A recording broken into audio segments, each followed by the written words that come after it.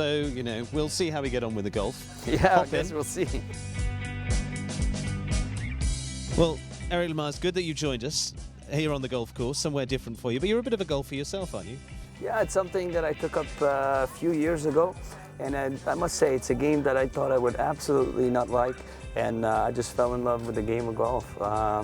Took a little bit of my time away from the horses, which sometimes is good, but I absolutely love the sport. And I love the friendship that it brings you with other people and the connection that you have.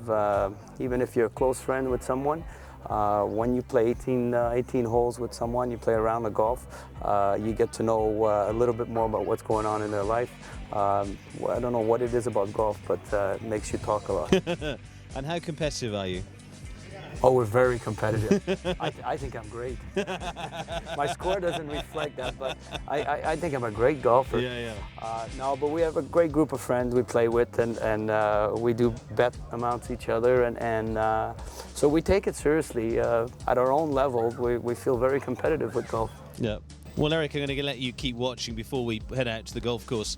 But Eric, from your point of view, I mean, you've had some amazing horses through your career. I mean, I need not ask who the best one was in Hickstead, but going on now, you've got a great string of horses that you've rebuilt. Yeah, absolutely. We have some fantastic young horses that we're bringing along in the sport, and we're very pleased with what we've achieved with them. I did not follow the fall season in Europe. Yeah. I missed the indoor circuit, so my horses were well rested at the beginning of Florida. So I sort of was ready to go, and you know, when you take a little break and you haven't competed in a while, I always feel you feel better about yourself. Yeah. And I arrive in Florida. Most year you arrive in Florida a little burned out from having done the fall circuit and the entire summer, and you start a big circuit, which for us includes training young horses, training students, and everything. And you a little bit burned out starting a new season. Yeah. This year I was very refreshed when I started Florida. I had some new young, wonderful young horses that were ready to step up and jump a little bit bigger division. So you know, I didn't expect the result that I had, but everything fell into place, and yeah, I was thrilled with the result.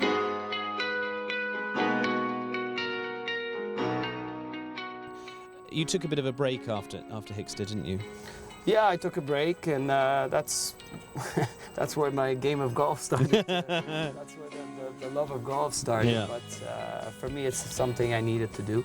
I'm glad I did it, and that's where we, you know, with the Ziegler Artisan Farm, we talked about building a string of young horses, and that's what we did. And the ones that I have now came at that time. Yeah. So. It was a good decision for me, and it's great to see them arrive at this level. But sometimes, like anything in life, you have to take a little step back and take a breather. And for me, it was what happened with Hickstead was a big tragedy, and I needed that time. But also following the elation and knowing what it's like to be at the top, it's that determination to get back there again, I suppose. Yeah, you know, it's such a difficult sport. It's a sport with so many fantastic riders. It often depends on form your horses.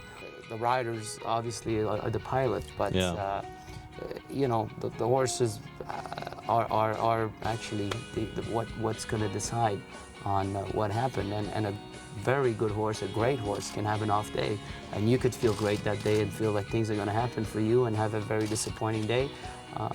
I've won many classes on days where I didn't think it was going to happen because my horse felt a little funny, and I didn't feel like I was riding my best, and things happen. So you never know what you're going to get when you wake up in the morning for a big event and show jumping, and that's what keeps people coming back. I think it's a sport that you have to work very hard, build yourself a great string of horses, and have some wonderful owner to support you.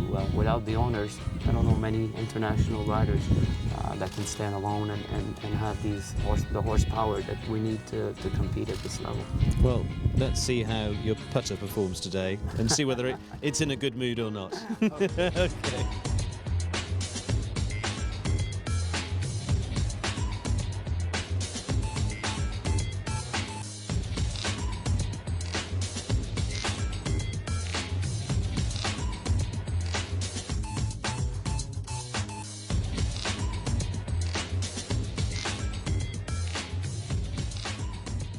Tell me a little bit about, I mean, you're mentoring more these days, Tiffany Foster and a number of the Canadians.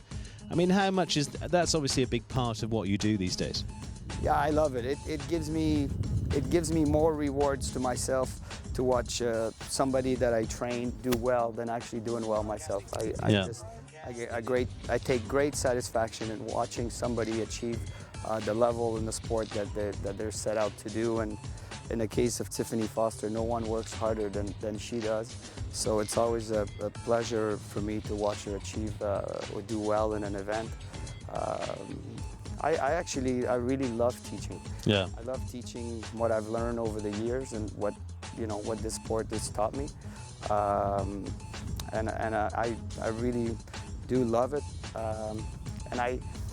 What I really come to understand is what everybody feels before a competition or what their nerves are like, because I have by now quite a bit of experience. And I know how they feel and everything, and I think I'm very good with dealing with people on competition day and trying to bring the best in them, or judging how they're acting and trying to make my decision, and either that it's a speed class and you're trying to slow them down or getting them pumped up to go faster. I think I'm a good judge at that, and I love working with them at home, and that's, at this point of my career, I could see myself doing nothing but teaching someday, and be very, very happy with that. And possibly playing golf. and obviously playing golf, yes, of course. Golf would be with me for the rest of my life. I'm like I said, I'm very happy it's a sport that I took on, and I'm sure I can do it until my elder year. Come on, go and beat me this hole then. All right. I think we're going uphill here, huh? Yeah, a little bit uphill, a little bit harder on this one. I think it's gonna gets my nerves going. I don't know about anything else.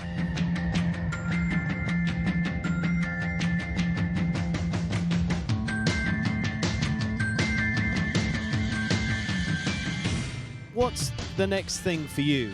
I mean, you said you can see yourself training, you can see yourself with all of those. But you with the Artisan Farms have got a very, very good string of horses at the moment.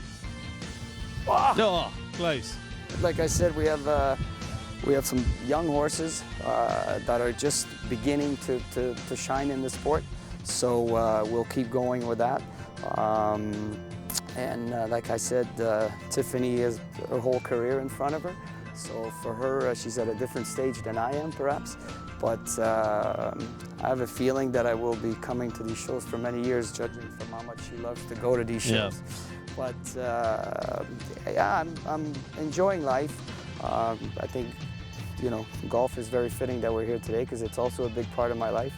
And just keep going. But you also get involved in property, don't you? You're a bit of an interior designer as well. Well, me and Tiffany have done many homes together. She's very good at it also, and I'm good at picking the property and judging where it's going to go, and she's very good with the finishing. So it's something that we've done together and had some great success doing. So it's something else that I've always been somebody that needs other hobby than just horses. That makes me happy, and so along with the little bit of the property that we do together and golf, and keeps us busy. So you don't pick the curtains? I don't pick the curtain. No, I don't think I'd pick the curtain. If I had to, I probably would, but I leave that to Tiffany to do. Good.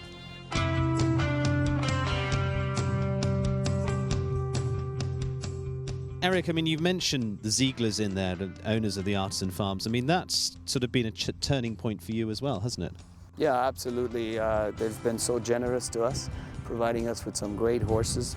Every time that we've discussed with them that we needed a little bit more horsepower, the answer was always yes. They've always believed in us, and they're not only great supporter to us financially for these horses, they also support us by coming to these events, watching, and they've given themselves their time to learn about our sport. So they understand what happens, they understand that you can have a bad day, and how it happened. And obviously Andy Ziegler became a rider himself, and so he really understands. But Carlene also devoted a lot of time to understanding our sport, and their daughter Caitlin, that's ridden to the highest level. Yeah. So they supported us that way as well, and for me it means a lot to have them by our side at these events and watch us compete as well as obviously we can do it without them and having the proper horsepower to compete. So they've been a very big part of my career, and for sure of Tiffany Foster. Well, Canada, I'm sure, will continue to fly high with the great team that you've got, and you and all of your team in the Artisan Farms. It's great to have you here. I'm glad it came out. Well, I think we call that a draw from that point of view. Let's do that. Yeah, absolutely. Well, Eric, thank you very much for joining us. We're going to let you head back down there to the show. It's a wonderful backdrop here in Madrid. Yeah, beautiful. Great to come and meet you, and well, good luck with the rest of it. Thank you very much. We'll see you in the show jumping. Absolutely. We'll get down to the grass. See you there.